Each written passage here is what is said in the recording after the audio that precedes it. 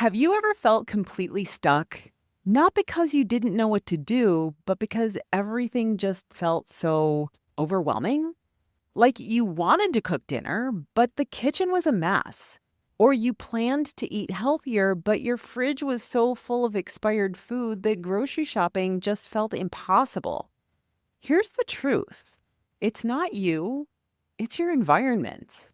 And that clutter, it's doing more than making your house messy.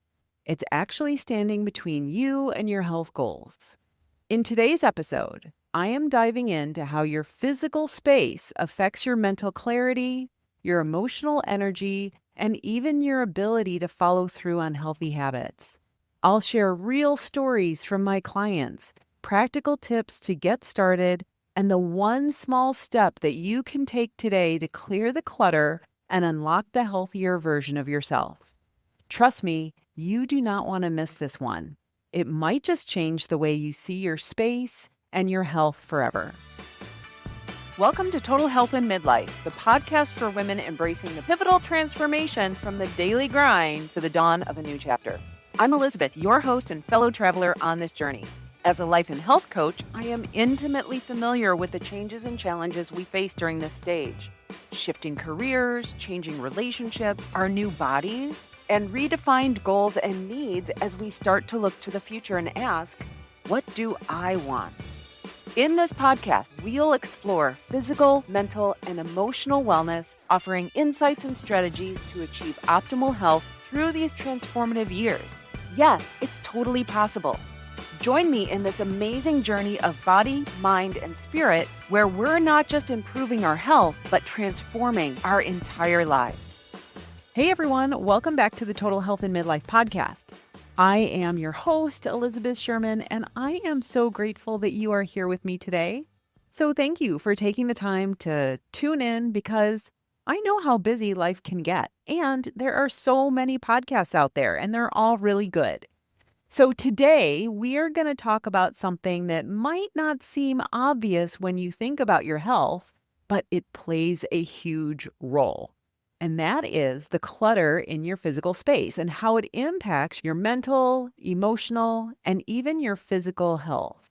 Now, let me ask you, have you ever walked into a messy kitchen or a cluttered bedroom and immediately felt overwhelmed? Maybe you needed to cook dinner, but just looking at the mess made you give up and order takeout instead. Or you've been too tired to deal with all of the papers piling up on your dining room table, so you eat in front of the TV again, only to realize that you weren't even paying attention to your food. Now, if this sounds familiar, be aware that you are so not alone. I've been there myself, and so have many of my clients. Clutter can create barriers that stop us from taking the steps that we know will help us to feel better. It's not just about tidying up. It's about how our space influences our habits and our mindset. By the end of this episode, you will see how small changes in your environment can make a big difference in your health. So let's talk about how clutter affects your mental health, because it's about more than just having a messy house. Clutter can make you feel overwhelmed, anxious, and even mentally stuck. It creates a kind of noise in your brain that drains your energy and makes decision-making so much harder. And sometimes it's not just about the clutter itself. It's about how that clutter blocks you from the habits and routines that you want to build. I want to share a story from one of my coaching sessions. My client, Ronnie, came to me feeling frustrated. She really wanted to cook more meals at home, simple dishes with fresh vegetables and lean proteins. She had the recipes and even bought the groceries. But when it came time to cook, she just couldn't make herself do it. When I asked her what was going on, what was holding her back, she paused, and then she admitted, "My kitchen is always such a mess. I don't have the energy to clean it first, so I just order takeout instead. It's easier." And there it was. The real obstacle wasn't her motivation or willpower, it was her environment. Her cluttered kitchen was standing in the way of her healthy habit. Together, we decided to shift the focus. Instead of starting with cooking, we made her first goal clearing the clutter in her kitchen. She and her family worked together to clean the counters, organize the pantry, and toss old food from the fridge. They even set up a system so that everyone could help keep the space tidy. When we met the following week, she looked lighter, almost relieved. "It's amazing," she said. "I actually want to be in the kitchen now. Cooking doesn't feel overwhelming anymore." And soon she was cooking more meals, trying new recipes, and even getting her family involved. It wasn't about forcing herself to cook. It was about creating a space where cooking felt inviting and doable. This is what clutter does. It creates barriers that stop you from taking action. But when you clear the clutter, you clear the path to healthier habits.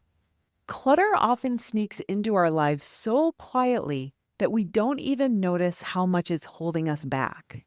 Instead, we blame ourselves. We think that we're lazy or that we lack willpower because we can't seem to do the things that we're quote unquote supposed to do, like cooking at home, eating mindfully, or getting a good night's sleep. But the truth is, our physical environment plays a much bigger role in our habits than we realize. My client Barbara, for example, she used to joke that her dining room table was more of a catch-all than a dining space. She had mail, receipts, and an ever-growing stack of magazines that covered every single inch of it. When dinner time rolled around, she and her partner would head straight to the couch, plates balanced on their laps, Netflix playing in the background, and it felt like a relaxing routine after a long day. But during one of our sessions, I asked her, "How often do you notice when you're full?" She paused and said, "Honestly, I don't know. We just eat until the show is over or the food is gone." That really hit a nerve because she realized that she wasn't even tasting her food, let alone enjoying it. She'd often feel bloated and sluggish after meals and couldn't even remember what she ate. That's when we talked about her dining table. It wasn't just cluttered, it was creating a barrier to something as simple as sitting down to eat mindfully. Together, we made it her next goal, not to create a picture perfect table, but to clear enough space for 2 plates and her husband and herself. The next week, Barbara's face lit up. "We ate at the table this week," she said. She described how strange it felt at first, but also how much more satisfying the meals were because she was connecting with her partner instead of watching the television. Without the distraction of the TV, she noticed when she was full and she stopped eating before she felt stuffed. For the first time in a long time, she felt in control of her eating. So this wasn't about eating at a table. It was about removing the obstacle that had been silently working against her. The clutter wasn't just physical. It was draining her motivation and disconnecting her from the healthy habits that she wanted to build. And it's not just about dining tables. A messy kitchen can make cooking feel impossible. A fridge full of expired food makes grocery shopping overwhelming. A cluttered bedroom can disrupt your sleep even if you're lying in bed for 8 hours with your eyes closed. Clutter creates ripple effects. It not only blocks you physically, but it also zaps your mental energy, making healthy behaviors feel out of reach. But here's the good news. Small changes, like clearing a table or cleaning a counter, can start a ripple effect of their own. Clutter isn't just physical. It carries an emotional weight that can feel downright oppressive. When your space is messy, it's easy to feel like your life is messy too. That pile of laundry in the corner, the unopened mail on the counter, or the cluttered desk can silently whisper, "You're failing at this." It's not just about the stuff, it's about how the stuff makes you feel. Many of my clients describe this cycle of guilt and frustration. They walk into a cluttered space, they feel overwhelmed, and then they beat themselves up for not just dealing with it. But the truth is, it's not about laziness. It's about how the environment around you can drain your energy and focus. Here's what's really happening. Clutter creates decision fatigue. Every time you see a mess, your brain registers it as something that needs attention. Even if you don't actively deal with it, your mind is logging it as an unfinished task. When that happens over and over, every time you walk into the kitchen or glance at your desk, it's exhausting. You are left feeling like there's always something more to do, which makes it harder to focus on the things that really matter, like taking care of yourself. One of my clients told me that she avoided her home office because it was so cluttered. It's not just a mess, she said.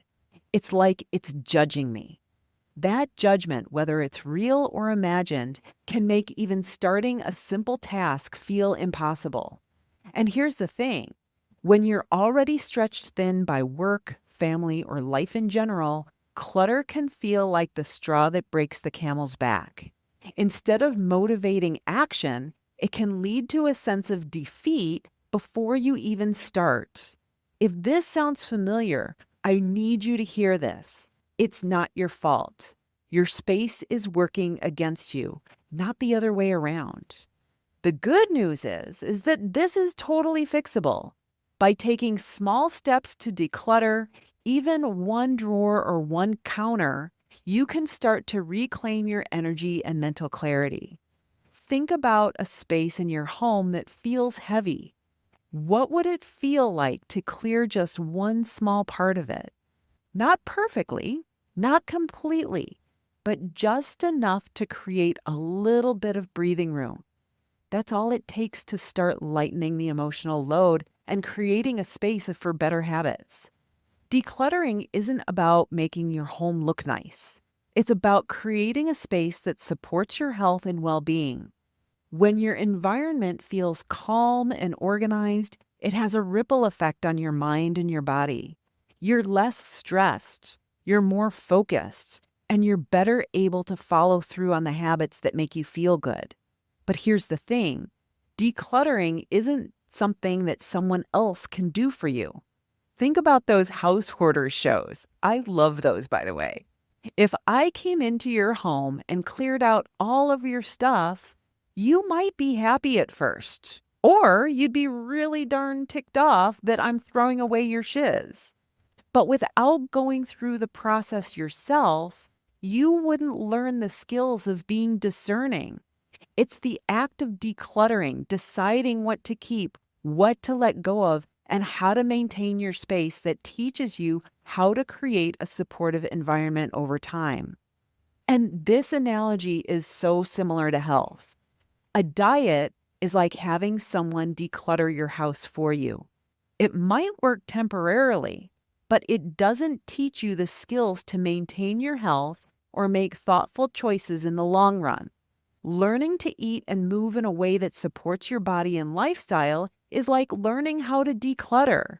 You build the skill of discerning what's worth keeping and what's worth letting go. You don't need perfection. You need progress and consistency. In episode 183 of the podcast, titled Using Discomfort as a Tool for Growth with Trisha Malais, we talked about this exact idea. Growth doesn't come from avoiding discomfort. It comes from leaning into it, one small step at a time. Decluttering works in the same way. It might feel uncomfortable at first, but it's through that discomfort that you create lasting change.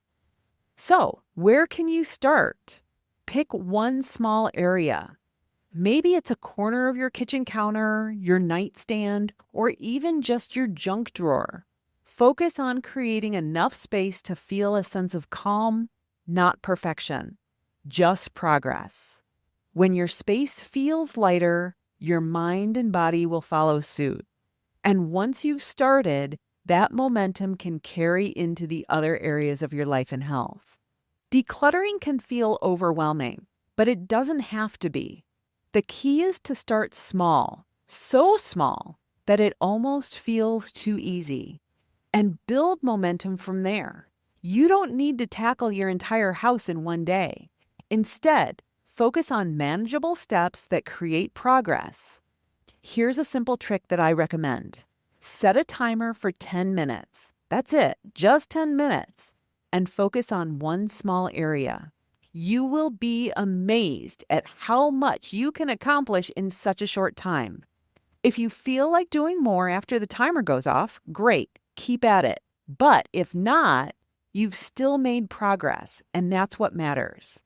The additional thing here with the 10 minutes is that 10 minutes is doable.